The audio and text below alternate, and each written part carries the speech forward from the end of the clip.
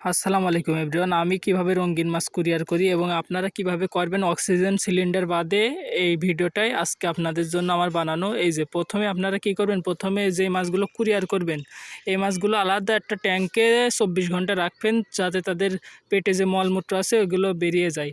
এগুলো বেরিয়ে হলে কি হবে, এটা যখন পরবর্তীতে আপনারা কুরিয়ারের জন্য প্রসেস করবেন পলিথিনে, এই পলিথিনের ভিতরে কিন্তু তারা মলমূত্র দেবে না এবং এর ভিতরে কোনো অ্যামোনিয়া সৃষ্টি হবে না পানির ভিতরে।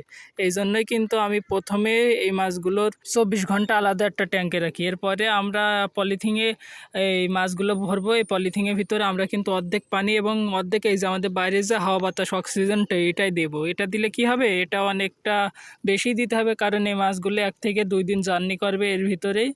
এই জন্য আমরা অক্সিজেনের পরিমাণ বাড়িয়ে দেবো এবং পানির পরিমাণও বাড়িয়ে দেবো।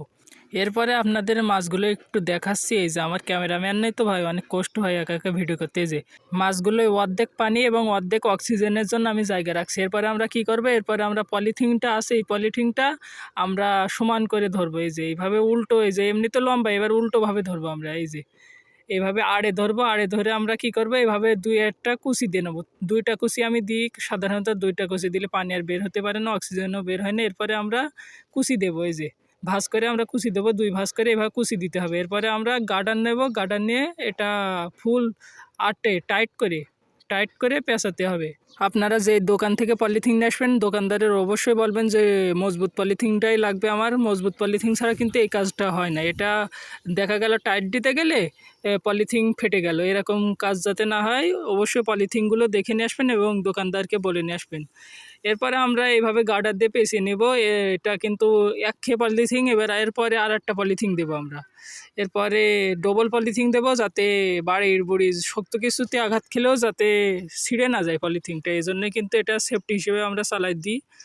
এই যে এরপরে আমরা এই পলিথিনটাই এটা সুন্দরভাবে ভরে নেব। সুন্দরভাবে ভরা হয়ে গেলে আমরা এর যে গোড়া আছে, যেখানে আগে আমরা যে প্রথম খেয়ে আমরা যে পেঁচাচ্ছিলাম গার্ডার, ওই জায়গায় কিন্তু আমরা এটা ধরে নেব এবং এটা আবার টাইট দেবো আমরা।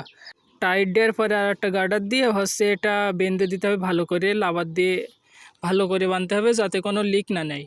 এটা কিন্তু 2 থেকে 3 দিন ইজিলি যেতে পারে। এরকম এক জোড়া মাছ এরকম পলিথিনে দিলে। আমার পলিথিনের উচ্চতা 8 ইঞ্চি, আর যেটা এটা 4 ইঞ্চি। এরকম পলিথিনে আপনারা কিন্তু এক জোড়া গাপ্পি মাছ খুব ইজিলি 1 থেকে 2 দিন আপনারা কুরিয়ার করতে পারবেন। এভাবে এর কিছু হবে না, আপনারা চাইলে করতে পারেন এরকম। আমার কাছ থেকে যারা মাছ নেন আমি কিন্তু এখন সবারই এরকম করে দিই, কিন্তু আলহামদুলিল্লাহ কেউ কোনো মরা বা ব্যাড রিপোর্ট দিইনি। এইভাবে কিন্তু মাছ খুব ইজিলি যায়। এবং এরপরে আমরা এইরকম একটা কৌটো নেব এবং ককশিটও নিতে পারি। ককশিটের নিলে একটু বেশি ভালো হয়, গরমের দিনে ককশিট নিলে অনেক বেশি ভালো হয়, কিন্তু এখন বৃষ্টির সিজন তো এখন কৌটো দিলে মাছগুলো কিছু হবে না আশা করা যায়। এরপরে আমরা যে কি করব, আমরা এইভাবে ফুল জায়গাটা লোড করে দেবো। ফুল জায়গাটা লোড করে দেবো এমনভাবে যাতে এটা নড়াচড়া না করে, এটা কোর্টের ভিতরে নড়াচড়া না করতে পারে। এইভাবেই কিন্তু আমরা ফুল জায়গাটা লোড করে দেবো। এই যে আমার একটু ফাঁকা আছে, এগুলোও কিন্তু লোড করে দিতে হবে। আমার কাছে আর কিছু নেই বেশি, এটা আপনাদের দেখানোর জন্যই সিম্পলি করলাম। এটা কিন্তু ফুল লোড করে দিতে হবে। তারপরে আমরা মুটকে আটকে দেবো।